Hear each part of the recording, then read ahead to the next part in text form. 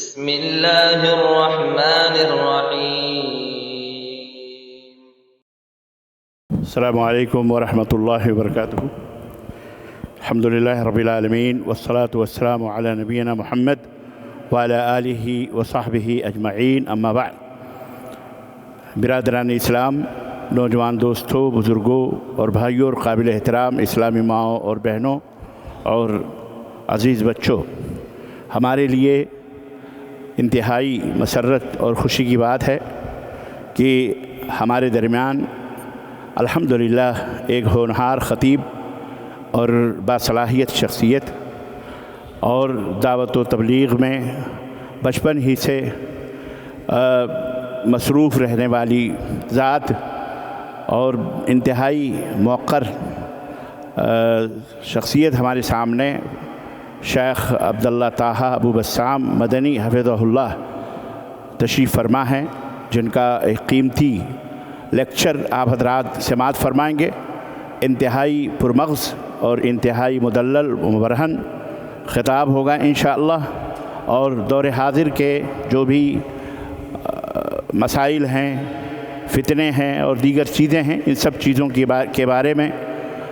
آپ سماعت فرمائیں گے، سنیں گے، اور ان کے حل کیا ہیں،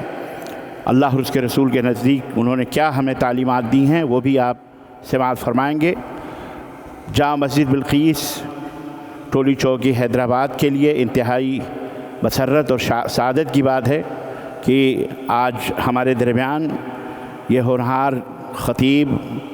مدینہ یونیورسٹی کے فارغ چند دنوں کے لیے حیدرآباد میں، آپ چونکہ یہیں قیام پذیر آپ کا سکن ہے، یہیں آبائی وطن ہے، لیکن آپ جو ہے حائل سعودی عرب کے اندر بچپن ہی سے وہیں پر اپنے والدین کے ساتھ رہتے ہیں، تشریف لائے ہوئے تھے اپنے کسی کام سے، اور اسی دوران الحمدللہ یہ موقع ہمیں انہوں نے دیا، اپنے وقت میں سے ایک قیمتی وقت نکال کر کے درخواست کی گئی مسجد کی طرف سے کہ آپ ہمیں ہمارے مصلین کو اپنے علم اور اپنے پرمغز خطاب سے مستفید کریں، تو آپ نے اس دعوت کو قبول کیا۔ ہم ان کے بےحد ممنون و مشکور ہیں اپنی منتظمہ کی طرف سے کہ آپ تشریف لائے۔ اللہ تعالیٰ آپ کے آنے کو مبارک فرمائے، اور اللہ عز و جل ہم جتنا سنیں اور سمجھیں، اللہ سے زیادہ ہمیں عمل کرنے کی توفیق عطا فرمائے۔ جزاکم اللہ خیر، فلیتفضل مشکوراً۔ آپ سے درخواست ہے کہ آپ اپنے خطاب کا آغاز فرمائیں۔ آپ حضرات انتہائی اطمینان کے ساتھ تشریف رکھیں، کچھ وقت آپ کو سوال و جواب کے لیے بھی دیا جائے گا انشاءاللہ، 10-5 منٹ۔ اس میں جو شکوک و شبہات ہوں گے، آپ انہیں ڈاؤٹس جو ہوں گے انہیں آپ رفع کر سکتے ہیں۔ جزاک اللہ خیر، والسلام علیکم ورحمۃ اللہ وبرکاتہ۔ بسم اللہ الرحمن الرحیم۔ ان الحمد للہ نحمده ونستعینه ونستغفره ونعوذ باللہ من شرور انفسنا وسیئات اعمالنا، من يهده الله فلا مضل له ومن يضلل فلا هادي له، واشهد ان لا اله الا الله وحده لا شريك له، واشهد ان محمدا عبد الله ورسوله صلی اللہ علیہ وعلى آلہ وصحبہ اجمعین۔ السلام علیکم ورحمۃ اللہ وبرکاتہ۔ معزز بزرگان، عزیز بھائیوں، قابل احترام ماؤں اور بہنوں، آپ سب کا میں حسن استقبال کرتا ہوں آج کی اس مبارک مجلس میں، جس میں جیسے کہ اعلان کیا گیا تھا کہ فتنوں کے دور میں استقامت پر، انسان کو ڈٹے رہنے پر، یا انسان کا ڈٹے رہنا اللہ رب العزت کے دین پر اور اس صراط مستقیم پر، یہ ایک بہت بڑا اہم مسئلہ ہے اور بہت ہی اہم موضوع ہے، جس پر انشاءاللہ العزیز آج جو کچھ بھی میسر ہوا اللہ رب العزت کی طرف سے آپ کی خدمت میں چنندہ باتوں کو رکھنے کی اور اسے سمجھانے کی میں کوشش کروں گا انشاءاللہ العزیز۔ سب سے پہلی بات، ہم جب استقامت کی بات کرتے ہیں یا استقامت کا یہ جو مسئلہ ہے، استقامت کسے کہتے ہیں یا استقامت کیا ہے، یہ جاننا ہمیں ضروری ہے۔ اور جب ہمیں استقامت کی حقیقت پتہ ہوگی یا استقامت کیا ہے، اس حقیقت کا ہمیں علم ہوگا، تو ہمیں اس بات کا بھی احساس ہوگا کہ ہر چیز کا لب لباب استقامت ہے۔ یہ دین استقامت پر مبنی ہے۔ ہماری یہ جو محنتیں ہم کر رہے ہیں، یا اس دین کو سب سے پہلے ہم سیکھتے ہیں اور اس پر عمل کرتے ہیں اور اس پر ہم قائم رہتے ہیں، یہ سب کا تعلق استقامت سے ہے۔ انسان جب پیدا ہوتا ہے، اس کے پیدا ہونے سے لے کر کے اپنی آخری سانس تک جس چیز کی اسے سخت ضرورت ہوتی ہے وہ ہے اس دین پر استقامت۔ اور یہ ایک اہم مسئلہ ہے جس پر انشاءاللہ ہم قرآن اور سنت کے دلائل پیش کر کے سمجھنے کی کوشش کریں گے کہ یہ کتنی اہم چیز ہے، اور اسی طریقے سے اسے اپنی زندگی میں لانا اور اس پر قائم رہنا اور اپنی آخری سانس تک اس پر ڈٹے رہنا، یعنی صراط المستقیم پر چلتے رہنا،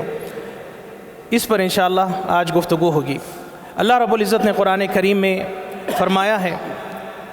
ان الذین قالوا ربنا اللہ ثم استقاموا فلا خوف علیہم ولا هم یحزنون۔ یقیناً وہ لوگ جو سب سے پہلے اس بات کا اقرار کرتے ہوں کہ ہمارا رب اللہ ہے، یعنی اللہ رب العزت پر ایمان لاتے ہوں اور اللہ کے دین کے تقاضے مکمل کرتے ہوں، اللہ رب العزت کے دین اسلام پر عمل کرتے ہوں، اس کا اقرار کرتے ہوں، اس پہ عمل کرتے ہوں، ثم استقاموا، ایک بار انسان جب ایمان لا لیتا ہے تو وہ دائرہ اسلام میں داخل ہو جاتا ہے، وہ مسلمان بن جاتا ہے۔ یہ ایک نعمت ہے جو اللہ سے حاصل ہوتی ہے، لیکن اس سے ایک اور عظیم نعمت یہ ہے کہ انسان اسی چیز پر ڈٹا رہے، اسی چیز پر قائم رہے، اسی چیز پر وہ ثابت قدم رہے۔ یہ اللہ رب العزت کی طرف سے ایک اور عظیم توفیق ہے جو انسان کو حاصل ہوتی ہے۔ پہلی توفیق کیا ہے؟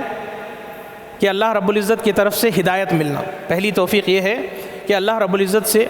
ہدایت حاصل ہونا انسان کو، کہ وہ اس دین کی طرف مائل ہو جاتا ہے، اللہ رب العزت اس کے دل کو کھول دیتا ہے، انشراح صدر اس کا ہو جاتا ہے کہ وہ اسلام کی طرف آ جاتا ہے،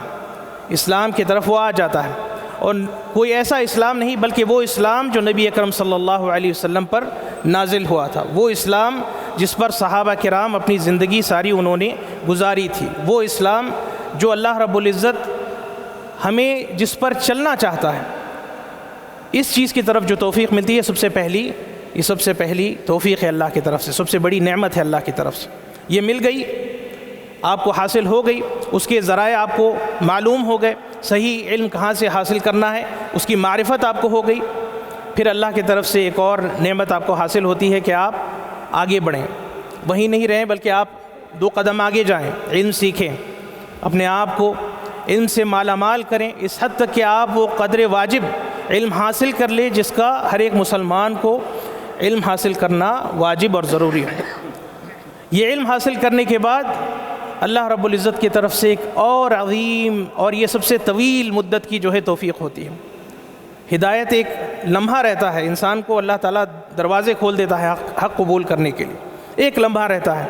اللہ تعالیٰ انشراح صدر دل میں بات ڈال دیتا ہے اللہ تعالیٰ۔ لیکن جو سب سے بڑی کمال کی چیز ہے وہ ہے استقامت۔ جیسے کہ امام ابن تیمیہ رحمہ اللہ فرماتے ہیں کہ سب سے بڑی کرامت کیا ہے؟ استقامت ہے۔ سب سے بڑا عجوبہ یہ ہے کہ انسان استقامت پر رہے، ساری زندگی دین اسلام پر ڈٹا رہے، کیونکہ یہی سب سے بڑا چیلنج ہے، یہی سب سے بڑا چیلنج ہے۔ ممکن ہے کہ انسان کو ایک ایسی آیت سن کر کے یا کوئی ایسی بات سن کر کے جذبے میں آ جاتا ہے، اور اس جذبے میں آ کر کے کوئی ایک ایسا قدم اٹھا لیتا ہے کہ مجھے ساری چیزوں سے توبہ و استغفار کر کے اپنی زندگی کو بدل دینا ہے۔ ٹھیک ہے، اچھی بات ہے، یہ توفیق اسے ہو گئی، لیکن جب وہ یہ اس بات کا فیصلہ لے لیتا ہے کہ مجھے اپنی زندگی بدلنا ہے، تو یہاں سے سب سے بڑا سفر شروع ہوتا ہے، اس کا بہت بڑا سفر شروع ہوتا ہے۔ ان ساری چیزوں کو اسے چھوڑنا ہوتا ہے جن چیزوں کا وہ عادی ہوا کرتا تھا، وہ ساری نافرمانیوں سے،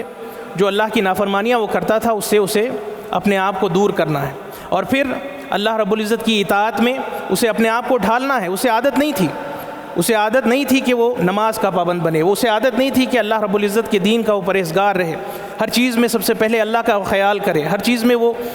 اللہ رب العزت کو سامنے اپنے رکھے، یہ چیز کی اسے عادت نہیں تھی، اسے عادت ڈالنی ہے، یہ ایک بہت بڑا سفر ہے، اور پھر اس پر قائم رہنا، اس پر ڈٹے رہنا، کیونکہ افسوس کے ساتھ انسان کا حال کچھ ایسا ہوتا ہے کہ، اور یہ چیز جو ہے دین اللہ تعالیٰ نے سنت حیات بنائی ہے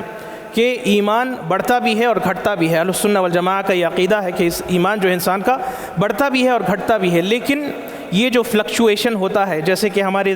ہارٹ بیٹ میں بھی اتار اور چڑھاؤ ہوتا ہے، لیکن اسے ایک استقرار ہونا ضروری ہے۔ اگر یہ گر جائے تو ایمان انسان کھو بیٹھتا ہے، یہ لیول اگر اس کا ایمان جو ہے گر جاتا ہے تو ایمان کھو بیٹھتا ہے انسان، تو استقرار ہونا زیادہ ضروری ہے۔ ہاں، شیطان آپ پر حملہ کرے گا، شیطان وہ کوشش کرے گا کہ آپ کو صراط مستقیم سے ہٹا سکے، اور انسان ہونے کے تقاضوں میں سے یہ ہے کہ انسان کبھی نہ کبھی بہک جاتا ہے۔ اللہ رب العزت نے انسان کو ایسے ہی بنایا ہے، اسے یعنی چیزوں کو مزین بنایا ہے، شہوات کی پیروی کرنا اللہ تعالیٰ نے انسان کے فطرت میں ڈالا ہے، لیکن کمال وہ ہے کہ ان سب کے ہونے کے باوجود وہ اپنے آپ کو ضبط کرے، اپنے نفس کو ضبط کرے، اور استقامت کے راستے کو وہ تھامے رکھے، استقامت کے راستے کو وہ تھامے رکھے۔ اسی طریقے سے اللہ رب العزت نے قرآن کریم میں فرمایا اولئک اصحاب الجنۃ خالدین فیہا، وہ لوگ جو استقامت کرتے ہوں، ان الذین آمنوا، سب سے پہلے وہ لوگ جو ان الذین قالوا ربنا اللہ ثم استقاموا فلا خوف علیہم ولا هم یحزنون، ان پر کوئی خوف نہیں اور نہ ہی انہیں حزن کا شکار، یعنی کسی بھی قسم کی مایوسی کا یا کسی بھی قسم کی جو ہے رسوائی انہیں سامنا کرنے کی ضرورت پڑے گی اس دنیا میں۔ کیوں؟ کیونکہ وہ سب سے پہلے اللہ پر ایمان لائے اور انہوں نے استقامت کا راستہ اختیار کیا۔ اولئک اصحاب الجنہ، وہ اصحاب الجنہ ہے، یہی جنت کے یا جنتیوں کی تعریف ہے، وہ لوگ جو اللہ پہ ایمان لائے، اللہ کے دین پہ عمل کرے اور استقامت کا راستہ اختیار کیا، صراط مستقیم پہ وہ ڈٹے رہے، یہ اصحاب الجنہ ہے۔ خالدین فیہا، ہمیشہ ہمیشہ اللہ تعالیٰ انہیں جنت میں جو ہے داخل کر دے گا، اور اس کے بعد کیا فرمایا؟ خالدین فیہا جزاء بما کانوا یعملون، یہ ان کا نعم البدل ہے، ان کے لیے اللہ تعالیٰ نے جزا بنا رکھی ہے، کیونکہ وہ دنیا بھر انہوں نے اپنی زندگی کو ایک راستے پہ جو ہے ثابت قدم رکھا، اللہ تعالیٰ نے ان کے لیے جو ہے جنت کا راستہ عطا کیا۔ اسی طریقے سے اللہ رب العزت قرآن کریم میں فرماتا ہے ان الذین قالوا ربنا اللہ ثم استقاموا تتنزل علیہم الملائکہ،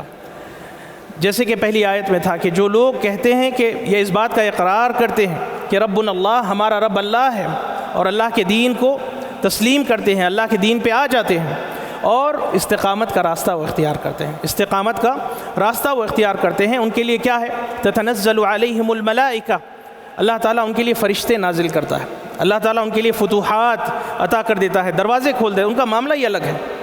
باقیوں سے ان کا معاملہ ہی الگ ہے، فرشتے آپ کے ساتھ ہو جاتے ہیں۔ کیوں؟ کیونکہ آپ نے اللہ پر ایمان لایا، اللہ کے دین کو اختیار کیا اپنے آپ کے لیے، اور اس پر ڈٹے رہنے کا آپ نے اپنے آپ سے عہد کر لیا، اور یہی استقامت ہے، یہی استقامت ہے کہ آپ اللہ کے دین پر ڈٹ جائیں۔ فرمایا تتنزل علیہم الملائکہ، ان پر فرشتے نازل ہوں گے۔ کیوں نازل ہوں گے؟ اللہ تخافوا ولا تحزنوا، نہ تم ڈرو اور نہ تم میں کوئی خوف آنے کی بات ہے۔ دنیا چاہے کچھ بھی کر لے،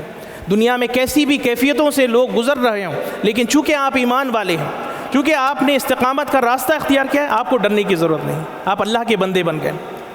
وہ کہتے نہیں کہ تمہیں ڈرنے کی ضرورت ہے، تم میرے بندے ہو۔ کوئی بڑا کہہ دے تو آپ کو کیا ہوگا؟ اطمینان ہو جاتا ہے، بھئی سب کا جیسے تیسے ہوگا، لیکن میرا معاملہ جو ہے میسر ہو جائے گا۔ کیوں؟ فلاں نے مجھے کہا ہے کہ تم میرے آدمی ہو، یا میں تمہارا خیال رکھ لوں۔ یہاں پر اللہ رب العزت کہہ رہا ہے کہ جو لوگ اللہ پر ایمان لاتے ہوں، جو لوگ استقامت کا راستہ اختیار کرتے ہوں، اللہ تعالیٰ ان کے لیے فرشتے متعین کر دیتا ہے، وہ نازل ہوتے ہیں، ان پر نازل ہوتے ہیں، تتنزل علیہم، ان پر نازل اللہ رب العزت فرشتے کرتا ہے۔ کیوں؟ تاکہ انہیں اس بات کا دل میں جو ہے ایک اطمینان ان کے اندر جو ہے پیدا ہو جائے، اللہ تخافوا، تمہیں خوف کرنے کی کوئی ضرورت نہیں، ولا تحزنوا، اور تمہیں جو ہے کسی بھی قسم کی حزن، کسی بھی قسم کی جو ہے تکلیف، کسی بھی قسم کی پریشانی کا سامنا تمہیں کرنے کی کوئی ضرورت نہیں۔ وَأَبْشِرُوا، اور تمہارے لیے یہ خوشخبری ہے، وَأَبْشِرُوا، بشارت تمہارے لیے ہے۔ کس چیز کی بشارت؟ بِالْجَنَّةِ الَّتِي كُنْتُمْ تُوعَدُونَ، وہی جنت جس کا وعدہ تمہارے لیے قرآن و حدیث میں اللہ تعالیٰ نے کیا ہے، اس جنت کی بشارت تم لوگوں کے لیے یہ فرشتے سنا دیں گے جو استقامت کا راستہ اختیار کرتے ہو۔ یہاں پتہ لگتا ہے کہ استقامت کتنی بڑی چیز ہے۔ یہ ایک ایسا اہم ترین مسئلہ ہے جسے ہمیں آنکھیں صبح کھلنے سے لے کر کے ہم بستر پہ جا کر کے لیٹنے تک استقامت ہمارے ذہن میں رہنا چاہیے، ہر چیز میں استقامت، ہر وہ لفظ جو ہماری زبان سے نکل رہا ہو وہاں پر استقامت، ہر حرکت جو ہم کرتے ہیں اس میں استقامت، ہر معاملہ داری جو ہم لوگوں کے ساتھ کرتے ہوں وہاں پر بھی استقامت آتا ہے، عبادت میں ہو اس میں استقامت، طاعت میں ہو اس میں استقامت، ہر چیز میں، خلوتوں میں استقامت، لوگوں کے درمیان استقامت، ہر چیز میں ہمیں صراط مستقیم پہ ڈٹے رہنا۔ ایسا نہیں کہ استقامت صرف اس مسجد کے اندر آئے تو وہاں پر استقامت کا انسان مظاہرہ کرے، جیسے ہی اس مسجد میں نکل جاتا ہے، اپنے گھر میں جاتا ہے، اپنے کاروبار میں جاتا ہے، معاملے داری میں جاتا ہے، وہاں استقامت کی کوئی جھلک لوگوں کے زندگی میں افسوس کے ساتھ نظر نہیں آتی، تو یہ حال مومن کا نہیں ہو سکتا۔ یہ بشارت ان لوگوں کے لیے نہیں ہے، بشارت ان لوگوں کے لیے ہے جو اپنی زندگی کے مکمل حصوں میں استقامت کو اپلائی کرتے ہیں، لاگو کرتے ہیں، اسے عمل میں لاتے ہیں، تو یہ ہے ان لوگوں کے لیے بشارت۔ پھر فرمایا نحن اولیاؤکم فی الحیات الدنیا وفی الآخرہ، اللہ رب العزت خود فرما رہا ہے کہ ہم آپ کے ولی بن جائیں گے، ہم آپ کے دوست بن جائیں گے، ہم آپ کے مقرب بن جائیں گے، اس دنیا میں بھی، فی الحیات الدنیا وفی الآخرہ، اور آخرت میں بھی۔ پھر فرمایا وَلَكُمْ فِيهَا مَا تَشْتَهِي أَنفُسُكُمْ وَلَكُمْ فِيهَا مَا تَدَّعُونَ نُزُلًا مِّن غَفُورٍ رَحِيمٍ۔ اس جنت میں اللہ تعالیٰ نے آپ سب کے لیے ایسی نعمتوں کو تیار کر رکھا ہے جس چیز کی ہمیں خواہش ہوتی ہو اللہ تعالیٰ اس نعمت کو ہمیں نوازتا ہے۔ کس کے مقابل؟ ایمان اور استقامت، ایمان اور استقامت کے مقابل اللہ تعالیٰ یہ عظیم مقام ہمیں عطا فرماتا ہے۔ تو یہ استقامت کا بہت بڑا شان، بہت بڑا مسئلہ ہے جو انسان کو ہمیشہ اپنے شعور میں رکھنا ضروری ہے، اس چیز کو اپنی زندگی میں جو ہے ہمیشہ رکھنا ضروری ہے۔ چند ایسے مسائل ہیں انشاءاللہ جو آپ کی خدمت میں رکھنے کی کوشش کروں گا۔ سب سے پہلی بات استقامت کے تعلق سے یہ ہے کہ استقامت اللہ کی دین ہے، استقامت اللہ کی دین ہے، ہر ایک کو یہ چیز نصیب نہیں ہوتی۔ کہتے ہیں ہم استقامت، انسان کتنے مرتبہ استقامت دن میں مانگتا ہے اللہ سے؟ کم سے کم 17 مرتبہ، کم سے کم۔ اہدنا الصراط المستقیم، فرض رکعتیں کتنی ہیں؟ 17 رکعت ہم پڑھتے ہیں، ہر ایک رکعت میں ہم پڑھتے ہیں اہدنا الصراط المستقیم، لیکن کیا ہر ایک انسان کو استقامت نوازی جاتی ہے؟ نہیں، اللہ چنندہ بندوں کو استقامت دیتا ہے، چنندہ بندوں کو اللہ تعالیٰ یہ سعادت دیتا ہے کہ وہ صراط مستقیم پہ ڈٹے رہیں، تو یہ اللہ کی دین ہے۔ اور جو چیز اللہ کی دین ہو تو مانگنا ہمیں کس سے چاہیے؟ جو دیتا ہو اللہ، تو مانگنا بھی اللہ ہی سے چاہیے، اللہ ہی سے ہمیں مانگیں گے۔ اگر آپ اپنے آپ سے سوال کرتے ہو کہ بھائی مجھے استقامت کے راستے پہ چلنا ہے، ہم کہیں گے کہ اللہ سے مانگو کہ اللہ تعالیٰ آپ کو استقامت سے نوازے، اللہ آپ کو صراط مستقیم پر چلنے کی توفیق دے۔ ایک تو یہ کہ اس کی ہدایت دے، اور اس کے بعد اس پر ڈٹے رہنا، اور اس کے بعد اسی پر وفات ہونا، اس پر اللہ تعالیٰ سے آپ کی ملاقات ہونا۔ کیونکہ ضروری نہیں کہ انسان اگر اپنی زندگی استقامت پر جی رہا ہو، جیسے کہ نبی اکرم صلی اللہ علیہ وسلم کی وہ مشہور و معروف حدیث ہے کہ کچھ ہی دیر رہ جاتی ہے کہ اللہ سے اس کی ملاقات ہونی ہو، اللہ رب العزت کا فیصلہ غالب ہوتا ہے اور وہ استقامت سے ہٹ جاتا ہے اور ایک ایسا عمل کرتا ہے جس سے اس کے پچھلے سارے نیک اعمال ہلاک و برباد ہوتے ہیں اور وہ جہنمی عمل کر کے جہنم میں چلا جاتا ہے۔ اتنی بڑی چیز ہے استقامت۔ تو استقامت کی طرف اللہ کی ہدایت حاصل ہونا اور اس پر چلنا اور اس پر موت آنا، یہ تینوں اللہ کی طرف سے بہت بڑی نعمتیں ہیں جو انسان کو چاہیے کہ وہ دعا کرے اللہ سے کہ اللہ تعالیٰ اسے نوازے۔ یہ بہت بڑا اہم مسئلہ ہے جسے ہمیں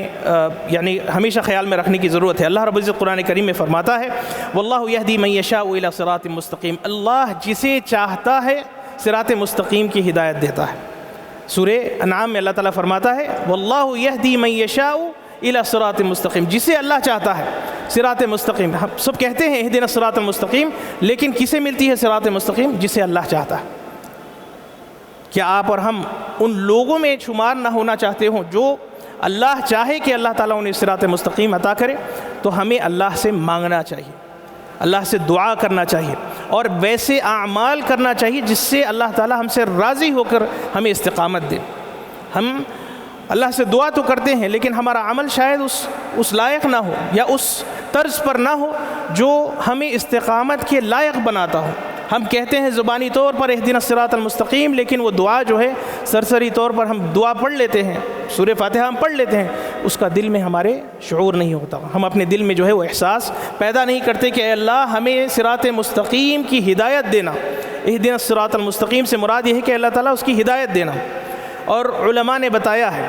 کہ ہدایت صراط مستقیم کے تعلق سے دو ہوتی ہے۔ پہلی یہ کہ سب سے پہلے آپ کو اس کی طرف ہدایت ہو، سب سے پہلے یہ کہ آپ کو صراط مستقیم کی طرف اللہ آپ کو ہدایت دے، اور نمبر 2 صراط مستقیم پر جب آپ چلتے ہوں تو اللہ تعالیٰ آپ کو ہدایت دے۔ امام ابن قیم فرماتے ہیں اس کی مثال ایسی ہے کہ آپ ارادہ تو کرتے ہیں کہ بھائی مجھے یہاں سے کسی فلاں شہر جانا ہے، کسی فلاں شہر جانا ہے، اور آپ کو معلوم ہو جاتا ہے کہ بھئی یہ راستہ ہے، لیکن امام نے فرمایا کہ اس راستے پہ چلنے کی بھی کچھ ہدایات ہوتے ہیں، جن ہدایات کو حاصل کر کے جو ہے آپ اس منزل تک پہنچ سکتے ہیں۔ کہا کہ مثال کے طور پر کچھ ایسے راستے ہوتے ہیں جس میں فلاں وقت پر نہیں جانا آپ کو ہوتا ہے، فلاں راستے پہ آپ کو فلاں مشکل آ سکتی ہے تو وہاں یہ احتیاطات آپ حاصل کر لیں، فلاں سامان آپ رکھ لیں وہاں آپ کو ضرورت پڑ سکتی ہے، فلاں وادی میں ممکن ہے کہ کوئی آپ کو چور ڈکیت ملے، ان سے آپ بچ کر کے رہیں، یہ سب ہدایات ہوتے ہیں، تو یہ چیز بھی اللہ دیتا ہے۔ تو امام ابن قیم نے فرمایا کہ ایک تو یہ کہ راستہ آپ کو پتہ چل جائے، اور دوسرا یہ کہ اس راستے کو پار کرنے کا جو نسخہ ہے وہ نسخے کو بھی آپ حاصل کریں، اسے صحیح طور پر عمل کریں، تبھی انسان جو ہے صراط مستقیم کو پار کر سکتا ہے، ورنہ اچھے اللہ المستعان اچھے لوگ صراط مستقیم سے بہک جاتے ہیں، ایسے مقام پر پہنچنے کے بعد کہ آپ کہیں گے کہ یہ انسان تو شاید گمراہ ہو ہی نہیں سکتا، اور وہ گمراہ ہو جاتے ہیں۔ بڑی حدیثوں کے کتابوں کے شروحات لکھنے والے ایسے لوگ افسوس کے ساتھ امت میں پائے گئے ہیں جن کی موت کفر پر ہوئی ہے۔ آپ یہ نہ سمجھیں کہ انسان اگر کوئی کسی طرز پہ اپنی زندگی گزارتا ہو تو وہ ضروری ہے کہ اس پر وہ ڈٹا رہے، فتنہ ایسا آ سکتا ہے، شیطان اس پر ایسا حاوی ہو سکتا ہے کہ اسے کسی ایک شبہے میں ڈال کر کے اسے دین اسلام سے بہکا دیتا ہے اور دائر اسلام ہی سے خارج کر دیتا، اور ویسے ہی اس کی موت آ سکتی۔ تو ہر ایک کو ڈرنا ہے کہ کہیں وہ صراط مستقیم سے محروم نہ ہو جائے، کہیں صراط مستقیم سے وہ بہک نہ جائے۔ نبی اکرم صلی اللہ علیہ وسلم کی دعا ہوا کرتی تھی، یا مقلب القلوب ثبت قلبی علی دینک۔ کون کر رہے ہیں یہ دعا؟ نبی اکرم صلی اللہ علیہ وسلم۔ نبی اکرم صلی اللہ علیہ وسلم دعا کر رہے ہیں، اے دلوں کو پھیرنے والے، اے دلوں کو پلٹانے والے، میرے دل کو دین اسلام پر ثابت کر دینا، اس پر ثابت کر دینا۔ یہ آپ صلی اللہ علیہ وسلم کی دعا ہے۔ تو ان کی جب دعا تھی تو ہمیں کتنی زیادہ ضرورت ہے کہ ہم اس دعا کا ورد کریں، اس دعا کو اپنی زبان پر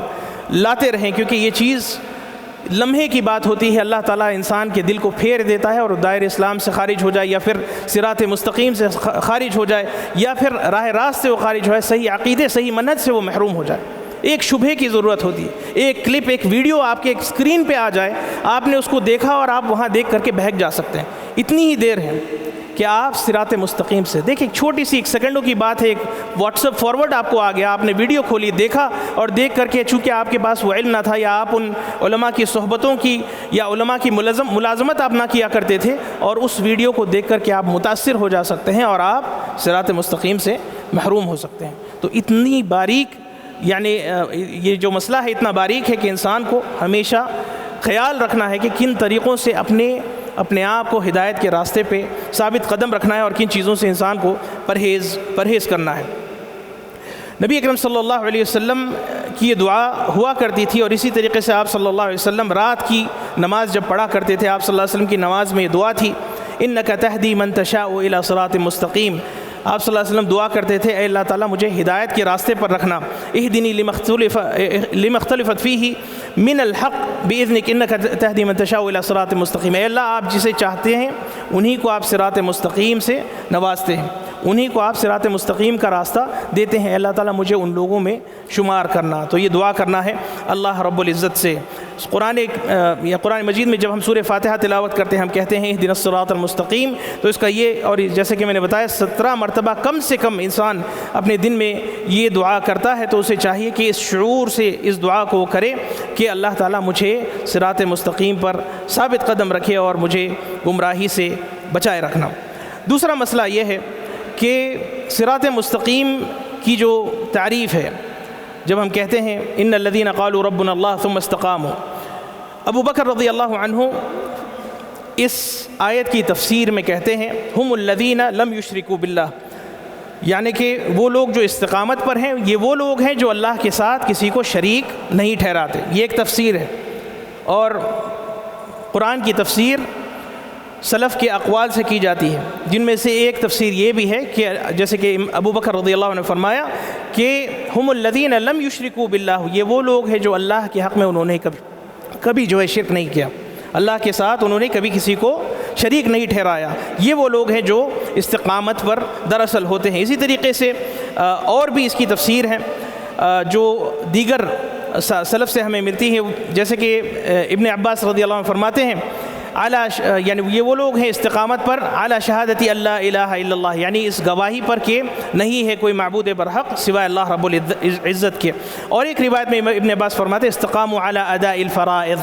یعنی ان فرض اعمال کو ادا کرنے پہ وہ استقامت اور ڈٹے رہتے تھے اور اس پہ ثابت قدم ہوا کرتے تھے، یہ وہ لوگ ہیں جو استقامت پر ثابت ہیں۔ اسی طریقے سے ثم اخلصوا له الدین والعمل، یہ بھی ایک تفسیر ہے کہ جو اللہ رب العزت کے لیے خالص طور پر انہوں نے اپنے دین کو اور اپنے عمل کو کیا اور اللہ کے ساتھ کسی کو شریک نہ ٹھہرایا، یہ استقامت ہے۔ اور امام قتادہ فرماتے ہیں استقاموا علی طاعت اللہ، اللہ رب العزت کی اطاعت پر وہ لوگ ڈٹے رہتے ہیں، یہ ہیں وہ لوگ جو استقامت پر قائم ہو یا استقامت سے جو ہے اللہ رب العزت کی طرف سے نوازے گئے ہوں۔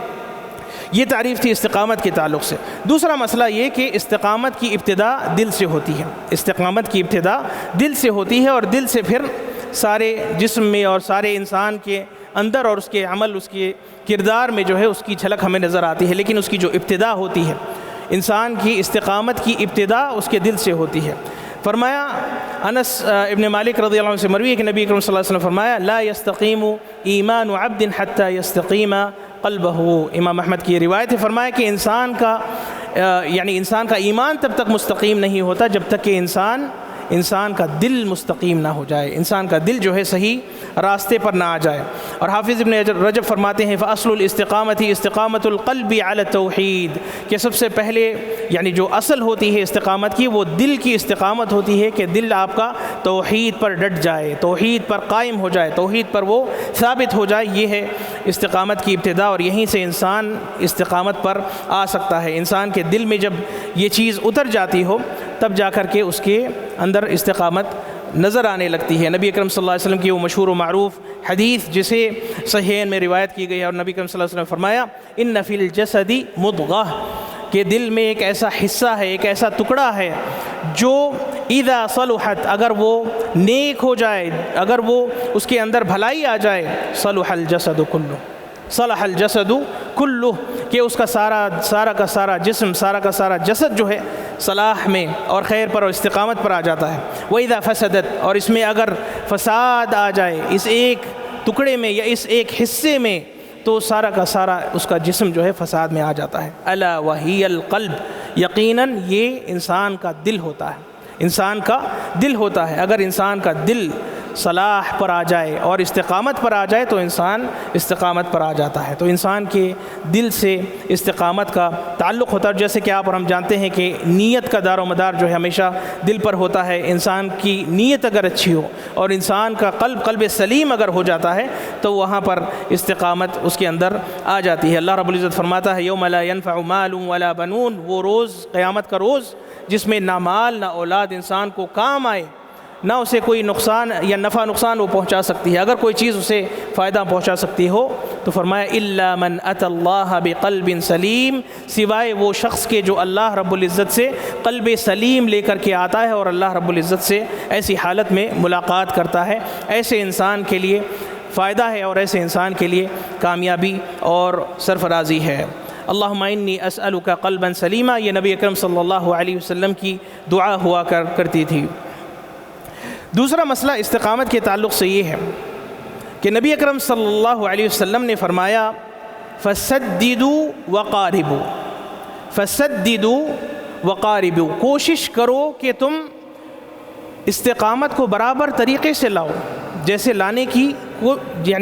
کی ضرورت ہے۔ استقامت پر آپ اس طریقے سے رہیں جیسے آپ صلی اللہ علیہ وسلم کی سنت ہوا کرتی تھی۔ اگر وہ آپ سے نہ ہو پائے تو کم سے کم کوشش یہ کرو کہ اس کے قریب سے قریب آپ جانے کی کوشش کریں،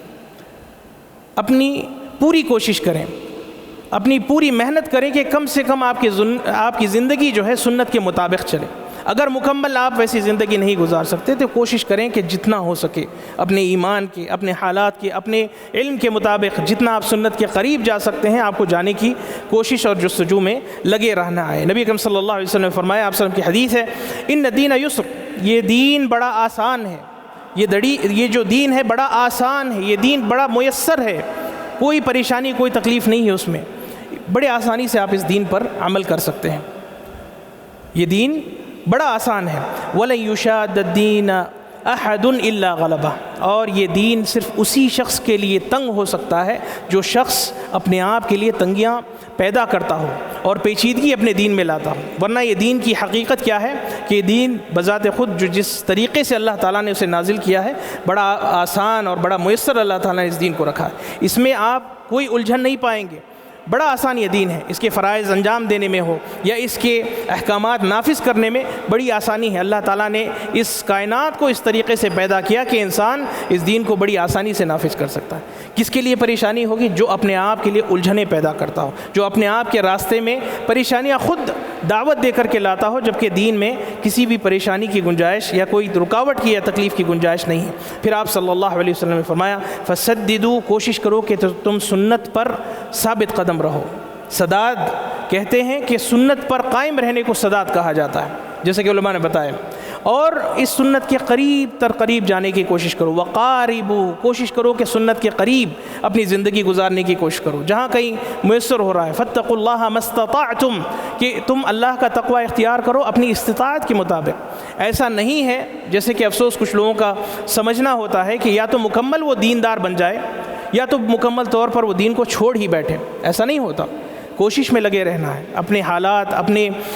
یعنی معاشرے کے مطابق جیسے جیسے آپ کی کوشش ہو سکتی ہے ویسے ویسے آپ استقامت کے قریب آنے کی کوشش کریں، اور اللہ تعالیٰ آپ کے لیے مزید آسانیاں پیدا کرتا ہے۔ وَأَبْشِرُوا، اور آپ لوگوں کے لیے بشارت ہوگی اگر آپ اس راستے میں، اس کوشش میں، اس جستجو میں آپ لگے رہیں گے کہ آپ سنت کے موافق اور مطابق جو ہے اپنی زندگی کو گزارنے کی کوشش کریں گے۔ آپ صلی اللہ علیہ وسلم کی دعا بھی ہوا کرتی تھی، اللہم اہدنی وسددنی، اے اللہ مجھے ہدایت دے اور مجھے سداد یعنی مجھے ثابت قدمی عطا فرما۔ کس پر؟ سنت پر۔ یہ جو سنت جسے آپ صلی اللہ علیہ وسلم نے ہمیں سکھلائے، اس پر ثابت قدمی کی آپ صلی اللہ علیہ وسلم دعا کرتے تھے۔ سورہ فصلت میں اللہ تعالیٰ فرماتا ہے فاستقیموا الیہ واستغفروہ، اور اللہ رب العزت کی طرف استقامت کا راستہ تم اختیار کرنا اور استغفار تم کرنا ان کوتاہیوں پر جو استقامت کے راستے میں آپ سے ہو جاتی ہیں۔ یعنی اس کا مطلب یہ ہے کہ استقامت کا مطلب یہ نہیں کہ بالکل صحابہ جیسی آپ مکمل زندگی جو ہے ویسے ہی گزاریں یا اس کے علاوہ آپ کوئی اور زندگی نہیں گزار سکتے۔ اس کوشش میں آپ جب لگے رہتے ہیں اور اس کوشش میں کبھی کوتاہی ہو جاتی ہے تو استغفار بھی آپ کر لیتے ہیں اور ویسی زندگی آپ گزارنے کی پوری کوشش کرتے ہیں، یہی آپ کے لیے جو ہے مطالب ہے اور یہی چیز اللہ رب العزت آپ سے چاہتا ہے، یہی اللہ رب العزت آپ سے چاہتا ہے۔ یہ دوسرا مسئلہ تھا۔ اور اسی طریقے سے استقامت کے متعلق ایک اور اہم مسئلہ ہے کہ استقامت اقوال میں، افعال میں اور اعمال میں، تینوں میں آپ کو دیکھنے کی ضرورت ہے اور اس کا لحاظ کرنے کی ضرورت ہے۔ اقوال میں آپ اپنے زبان سے ہر وہ لفظ جب کہیں گے استقامت کا آپ کو خیال کرنا ہے، اسی طریقے سے اپنے افعال میں جو کوئی بھی آپ عمل کرتے ہوں وہاں پر بھی استقامت کا عمل دخل ہوتا ہے، اور ویسے ہی آپ کے دل کے جو اعمال ہوتے ہیں، خوف ہے، محبت ہے، رجا ہے، امید ہے، یہ سب عبادات ہیں جو دل کے ہوتے ہیں، اس میں بھی استقامت کا لینا دینا ہوتا ہے۔ اور جب انسان کا قول، اس کا عمل اور اس کے افعال تینوں میں جو ہے استقامت نظر آنے لگتی ہے، تب جا کر کے انسان مکمل طور پر صراط مستقیم پر چلنے والا انسان بن جاتا ہے، انسان جو ہے وہ بن جاتا ہے۔ نبی اکرم صلی اللہ علیہ وسلم کا فرمان ہے لا یستقیم ایمان عبد حتی یستقیم قلبہ، انسان کا ایمان تب تک مستقیم نہیں ہوتا جب تک کہ اس کا دل مستقیم نہ ہو جائے، اور پھر فرمایا ولا یستقیم قلبہ حتی یستقیم لسانہ، اور اس کا دل تب تک استقامت پر نہیں آتا جب تک کہ وہ اپنے زبان کو استقامت پر نہ لا لے، یہ روایتوں میں آتا ہے۔ اسی طریقے سے ایک اور مسئلہ ہے، نبی اکرم صلی اللہ علیہ وسلم نے وہ حدیث جس میں آپ صلی اللہ علیہ وسلم نے زبان کے تعلق سے بہت یعنی کہ خصوصاً یہ کہا کہ زبان کے اچھے ہونے سے انسان کے سارے جسد پر اس کا اثر ہوتا ہے، اور انسان کے زبان کے برے ہونے سے اس کے سارے جسم پر اس کا برا اثر ہوتا ہے۔ نبی اکرم صلی اللہ علیہ وسلم فرمایا اذا اصبح ابن آدم، جب انسان صبح اس کی ہوتی ہے، صبح وہ جاگتا ہے تو فإن الأعضاء كلها یعنی تکفر لسانہ فتقول اتق اللہ فینا، کہ سارے کے سارے اعضاء جسم کے جو ہے زبان سے مخاطب ہو کے کہتے ہیں کہ اللہ کا خوف تم اختیار کرنا ہمارے حق میں۔ تو اگر زبان سیدھی ہو گئی تو سارے کے سارے جسم جو ہے پر اللہ رب العزت کی رحمت برستی ہے، لیکن زبان کے برے ہونے سے اللہ رب العزت کی طرف سے پکڑ اور اللہ رب العزت کی طرف سے گرفت انسان پر آتی ہے۔ فرمایا فَإِنَّمَا نَحْنُ بِكَ، ہمارا حشر تیرے حشر سے ہے، ہمارا حال تیرے حال سے ہے۔ زبان اگر سدھر گئی تو جسم بھی جو ہے انسان کا سدھر جاتا ہے، اور اگر فَإِنْ اسْتَقَامَتْ اسْتَقَمْنَا فَإِنْ اسْتَقَمْتَ اسْتَقَمْنَا کہ اگر تو سدھر جائے تو ہم سدھر جائیں گے، ہمارا حال سیدھا ہو جائے گا، ہم استقامت پر آ جائیں گے۔ فَإِنْ اعوججت اعوججنا، اگر تم ٹیڑھے ہو جاؤ تو ہمارا بھی معاملہ ٹیڑھا ہو جائے گا، ہمارا بھی معاملہ بگڑ جائے گا۔ تو یہ معاملہ ہے کہ انسان اپنے دل کے ساتھ، اپنے لسان اور اس کے ساتھ اپنے جوارح یعنی اپنے جسم کے سارے اعضاء کو استقامت پر رکھنے کی کوشش کرے۔ دوسرا اہم مسئلہ ہے، اسے غور سے سنیں کہ استقامت کیسی ہونی چاہیے، استقامت کیسی ہونی چاہیے۔ فرمایا کہ استقامہ لا تکون الاستقامت الا للہ وباللہ وعلی امر اللہ، استقامت للہ ہونا چاہیے اور باللہ ہونا چاہیے اور اعلی امر اللہ ہونا چاہیے۔ اس کا کیا مطلب ہے؟ استقامت للہ ہونا ہے، للہیت کسے کہتے ہیں؟ اللہ کے لیے، اللہ کے لیے استقامت ہونی چاہیے، کسی اور کے لیے نہیں، صرف اللہ کے لیے، یعنی خالص اللہ کے لیے، اخلاص آپ کے اندر ہو، اخلاص آپ کے اندر ہو۔ یہ استقامت اگر آپ دکھاوے کے لیے کرتے ہوں، لوگوں میں نام حاصل کرنے کے لیے کرتے ہوں، یا پھر لوگوں کی واہواہی حاصل کرنے کے لیے کرتے ہوں، تو یہ للہ استقامت نہیں ہے، اور یہ چیز اللہ رب العزت کو پسند نہیں۔ اللہ تعالیٰ فرماتا ہے ترکتہ وشرکہ، اسے اور اس کے شرک کو میں چھوڑ دیتا ہوں۔ یہ استقامت آپ کو یعنی کوئی آخرت میں فلاح اور کامیابی نہیں حاصل کر سکتی۔ وَمَا أُمِرُوا إِلَّا لِيَعْبُدُوا اللَّهَ مُخْلِصِينَ لَهُ الدِّينَ، اللہ تعالیٰ نے فرمایا کہ اللہ تعالیٰ نے حکم دیا ہے کہ ہم اللہ کے لیے خالص عبادت کریں، مخلص ہو کر کے، یعنی اللہ کے لیے ہم اکیلی عبادت کریں، اللہ کے ساتھ کسی کو ہم شریک استقامت میں نہیں ٹھہرائیں گے۔ وَبِاللَّهِ، ہم نے فرمایا للہ وباللہ، یعنی اللہ رب العزت پر توکل کرتے ہوئے، اللہ پر مستعیناً باللہ، یعنی اللہ رب العزت کی مدد لیتے ہوئے آپ استقامت کریں گے۔ آپ اکیلے آپ استقامت پر نہیں ڈٹ سکتے۔ آپ اگر کہیں گے میں اکیلا استقامت پر رہ جاؤں، نہیں، جب تک کہ اللہ کی رحمت نازل نہ ہو، جب تک کہ اللہ تعالیٰ کی رحمت نازل نہ ہو، آپ استقامت پر نہیں ہو سکتے۔ وباللہ کا مطلب یہ ہے کہ اللہ رب العزت کی مدد سے، اللہ رب العزت کی رحمت سے اور اسے مانگتے ہوئے آپ استقامت حاصل کرنے کی کوشش کریں گے۔ اللہ تعالیٰ نے فرمایا فَاعْبُدْهُ وَتَوَكَّلْ عَلَيْهِ، اللہ کی عبادت کرو اور اللہ پر توکل بھی کرو۔ ہم اہدنا الصراط المستقیم سے پہلے کیا کہتے ہیں؟ ایاک نعبد و ایاک نستعین، اے اللہ ہم تیری ہی عبادت کرتے ہیں اور تجھ ہی سے ہم مدد مانگتے ہیں۔ کس چیز کی مدد بھائی؟ اہدنا الصراط المستقیم، صراط مستقیم کی ہدایت حاصل کرنے میں، اس پر ڈٹے رہنے پر، اور اس پر اپنی آخری سانس کو جوڑے رکھنے کے لیے۔ یہ تینوں چیزوں میں ہم اللہ کی مدد حاصل کرنے کی کوشش کریں گے، دعا سے اور ہر وہ عمل سے جس سے اللہ تعالیٰ کی رحمت آپ پر نازل ہو اور اللہ تعالیٰ آپ کو استقامت سے نوازا رکھے۔ تو یہ دوسرا مسئلہ ہے۔ نبی اکرم صلی اللہ علیہ وسلم کی سنت سے ہمیں اس کے کئی دلائل ملتے ہیں، جسے ہم انشاءاللہ ذکر کریں گے۔ تیسرا مسئلہ ہم نے بتایا وعلی امر اللہ، اور استقامت ویسی ہی ہوگی جیسے اللہ تعالیٰ نے آسمان سے اس استقامت کے راستے کو یا صراط مستقیم کو بتلایا ہو۔ کوئی اپنی مرضی سے استقامت کے یعنی کہ طور طریقے نہیں بنا سکتا، کوئی اپنے طریقے سے جو ہے فیصلہ نہیں لے سکتا کہ بھئی استقامت اس طریقے سے میں کروں۔ آپ کو اس طریقے سے ہی استقامت کرنا ہے جس طریقے، یہ مستقیم رہنا ہے جس طریقے پر نبی اکرم صلی اللہ علیہ وسلم کا طریقہ ہوا کرتا تھا۔ نبی اکرم صلی اللہ علیہ وسلم کی سنت کے مطابق اگر آپ اپنے آپ کو رکھیں گے، اپنی عبادت کو رکھیں گے، تبھی جا کر کے اللہ کے امر کے مطابق آپ کی استقامت ہوگی۔ اللہ تعالیٰ نے فرمایا فاستقم کما امرت، استقامت ویسی ہونی چاہیے تمہاری جیسے میں نے تمہیں حکم دیا ہے۔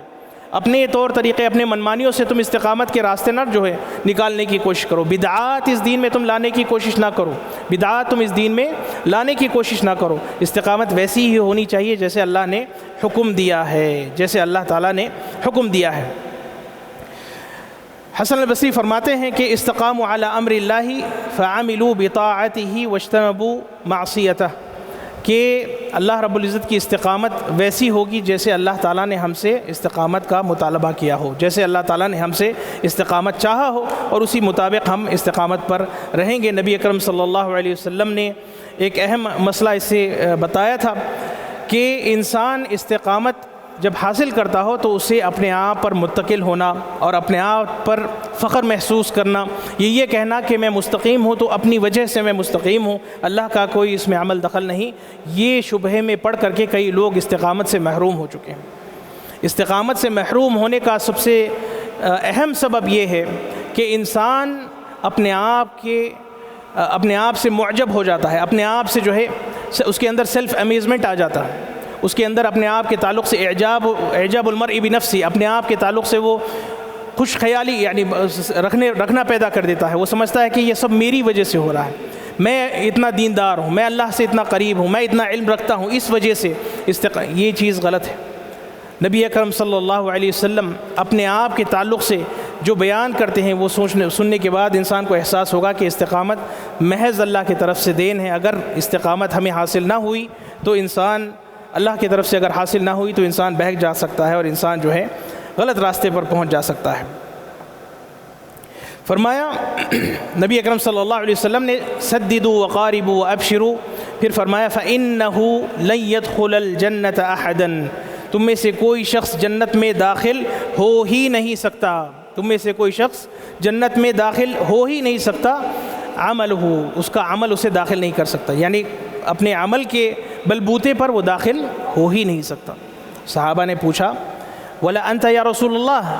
کیا آپ بھی نہیں اے رسول اللہ صلی اللہ علیہ وسلم، آپ بھی اپنے عمل سے جنت میں نہیں داخل ہوں گے؟ فرمایا وَلَا أَنَا،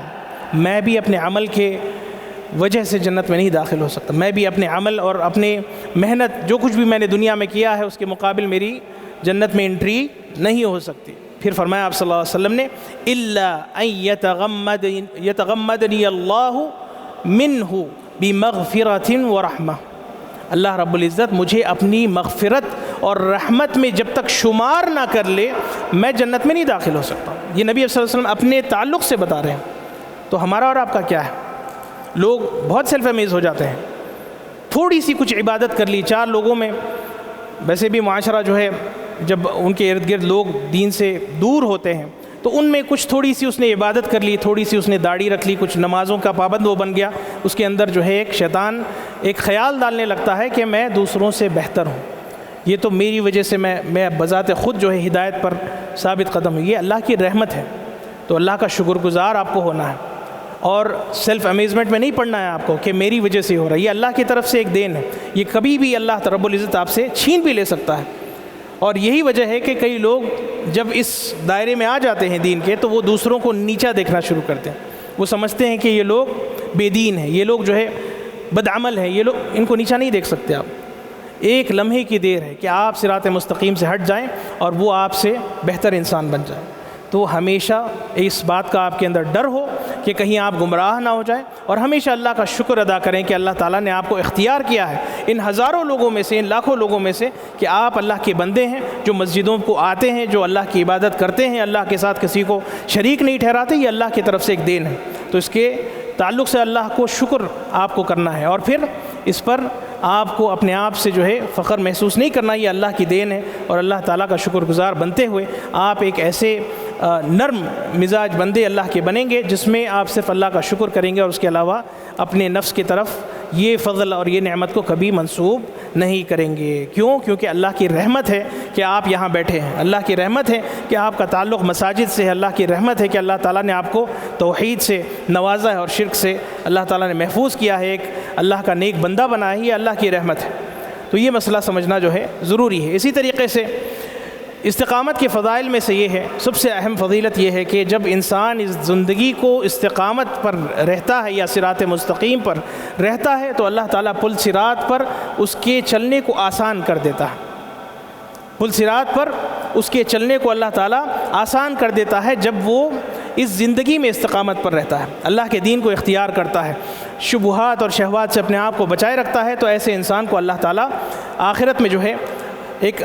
ایسا مقام عطا کرتا ہے جس سے اس کے معاملے آسان ہو جاتے ہیں، اور سیدھا سیدھا جو ہے وہ ابشروا بالجنہ کا مطلب یہی ہے کہ اللہ تعالیٰ اس کے جو مراحل ہوتے ہیں آخرت کے وہ سب آسان کر دیتا ہے، قبر کے جو مراحل ہیں وہ آسان ہو جاتے ہیں، آخرت کے مسائل بڑے آسان ہو جاتے ہیں، سوال و جواب کا مرحلہ بڑا آسان ہو جاتا ہے، اور آپ کے معاملے جو ہے ایسے ہی کھلتے جاتے ہیں۔ اس کا مطلب ابشروا ہے، یعنی کہ اللہ تعالیٰ آپ کو بشارت دے رہا ہے، آپ کا معاملہ خاص ہو جاتا ہے۔ کیوں؟ کیونکہ آپ استقامت والے شخص ہیں، آپ صراط مستقیم پر ڈٹنے کا جو ہے آپ نے عہد لیا تھا اور اسی پر جو ہے آپ رہا کرتے تھے۔ اور اللہ تعالیٰ نے فرمایا وَهَلْ تُجْزَوْنَ إِلَّا مَا كُنْتُمْ تَعْمَلُونَ، چونکہ تم استقامت پر تھے لہٰذا میں صراط مستقیم پر تمہیں چلا کر کے پل صراط پر بھی جو ہے تمہیں بڑی آسانی سے گزار دوں گا، اور اس کے بعد تم جنت میں داخل ہو جاؤ گے بڑی آسانی سے، اور بڑے اللہ کی رحمت کے اندر آپ شمار ہو جائیں گے۔ اب آتے ہیں ایک اہم مسئلے کی طرف، اور وہ یہ ہے کہ استقامت سے محروم کب ہوتا ہے انسان استقامت سے محروم کب ہوتا ہے؟ علماء نے بتایا کہ استقامت سے انسان صرف 2 دروازوں میں محروم ہو سکتا ہے، یا 2 چیزوں میں پڑھ کر کے جو ہے انسان استقامت سے محروم ہو جاتا ہے، صحیح راستے سے وہ بھٹک جا سکتا ہے، صراط مستقیم سے وہ ضائع ہو جا سکتا ہے۔ سب سے پہلا یہ کہ انسان شبہات میں پڑ جائے، اور دوسرا کہ انسان شہوات میں پڑ جائے۔ کیا ہے نمبر 1؟ شبہات میں پڑنا، شبہ، ڈاؤٹس، دل میں شبہے آ جاتے ہیں دین کے تعلق سے، اللہ کے تعلق سے، کسی بھی مسئلے کو لے کر کے انسان کے دل میں شبہ آ جاتا ہے، اور جب یہ شبہ آتا ہے شیطان وہاں سے آپ کو گھما کر کے راہ راست سے ہٹا دیتا ہے، استقامت سے ہٹا دیتا ہے۔ اگر وہاں وہ فیل ہوا تو دوسرا دروازہ کھولتا ہے۔ دوسرا دروازہ کیا ہے؟ شہوات کا دروازہ۔ زُيِّنَ لِلنَّاسِ حُبُّ الشَّهَوَاتِ من النساء والبنین والقناطیر المقنطرۃ من الذهب، اور دنیا کے ساری شہوتوں میں، مال کی شہوت، عورتوں کی شہوت،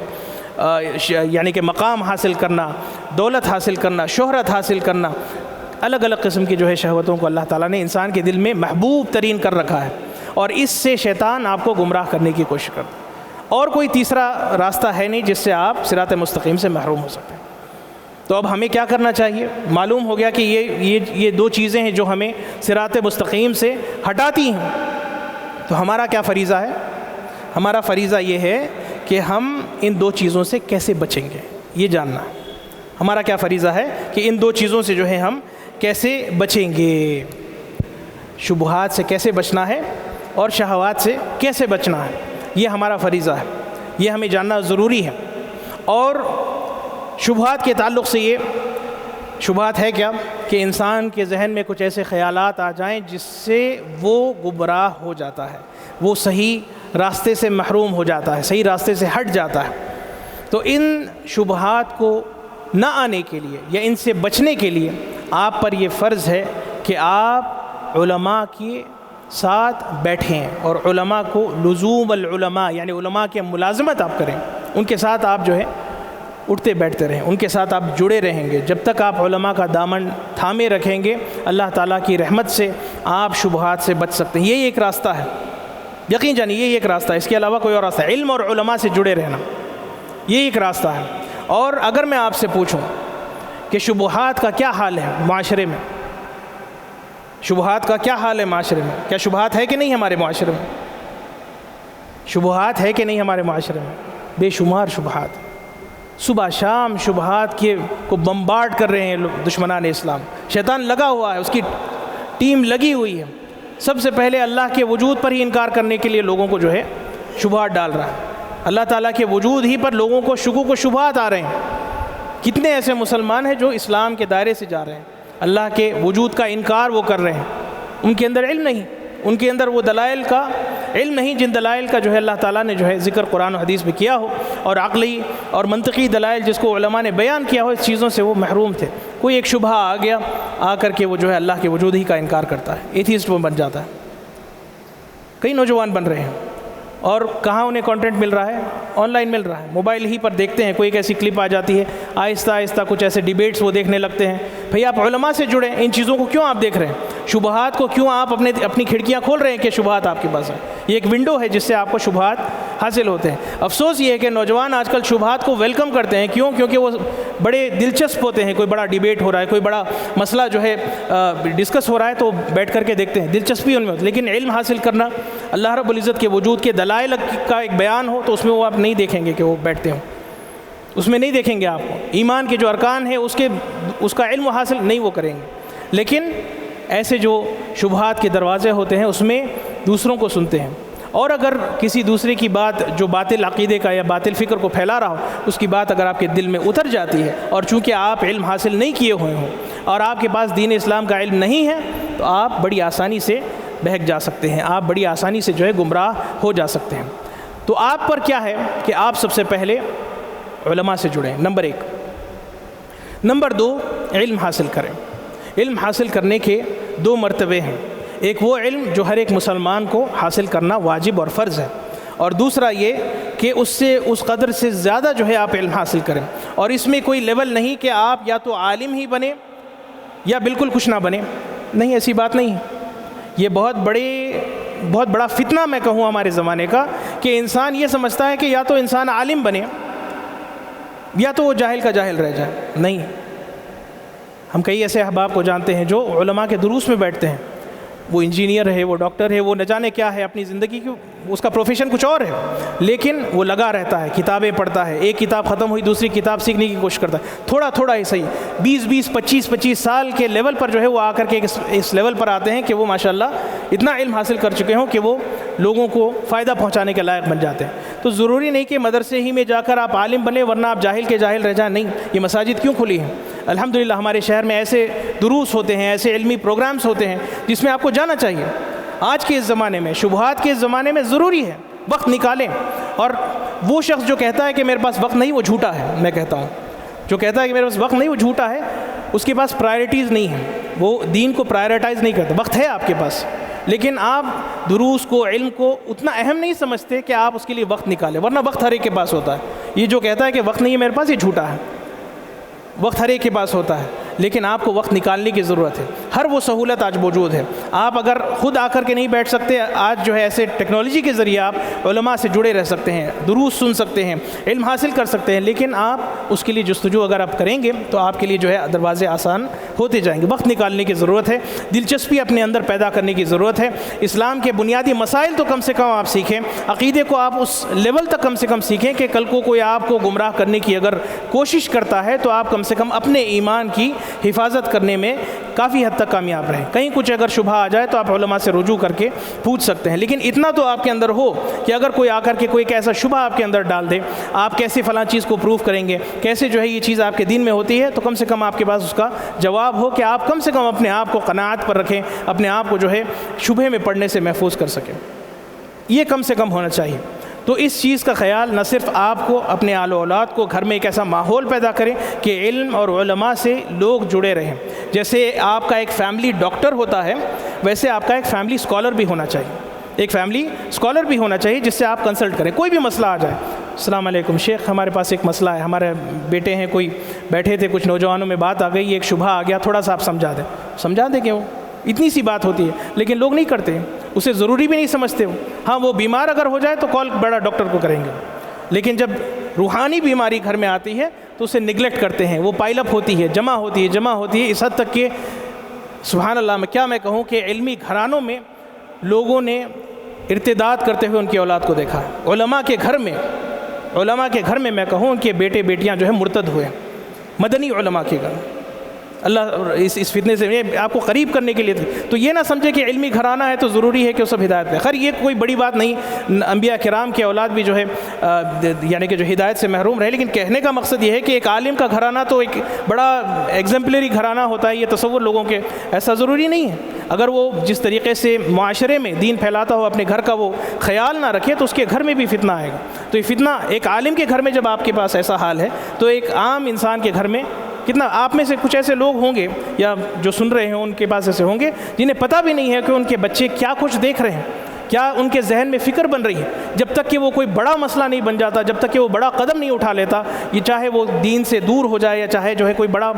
مسئلہ جب پیش نہیں آتا، جب تک کہ اسے خبر بھی نہیں ہوتی کہ اس کی بیٹیاں کیا جو ہے فکر اپنے ذہن میں رکھ رہی ہوں یا اس کے بیٹے کن صحبتوں میں جا اٹھ رہے ہیں، بیٹھ رہے ہیں، کیا ان کا جو ہے، یہ آپ کی ذمہ داری ہے۔ کلکم راعٍ وکلکم مسئول عن رعیتہ، تم میں سے ہر ایک شخص ذمہ دار ہیں، اپنے ماتحت جو کوئی بھی ہو ان کا وہ ذمہ دار ہے، اور اس کا سوال اللہ تعالیٰ کرے گا قیامت والے روز۔ تو اس چیز کا خیال آپ رکھیں۔ تو یہ طریقہ ہے جس سے آپ شبہات سے بچ سکتے ہیں. اور شہوات سے بچنے کا طریقہ یہ ہے کہ آپ شیطان سے سب سے پہلے اللہ سے پناہ مانگے کہ شیطان کے بہکاوے میں وہ آپ کو نہ ڈالے یا شیطان آپ کو بہکاوے میں نہ لے. اور اسی طریقے سے ایسے ماحول میں اپنے آپ کو رکھنے کی کوشش کریں جہاں پر آپ اپنی شہوات کی پیروی، اپنے خواہشات کی پیروی نہ کر سکیں. ہمیشہ اللہ رب العزت کو آپ یاد رکھیں گے اور اسے اپنے سامنے رکھیں گے کہ جب جب آپ سے کوئی عمل سرزد ہو تب تب آپ یاد رکھیں گے کہ اللہ مجھے دیکھ رہا ہے، اللہ کی گرفت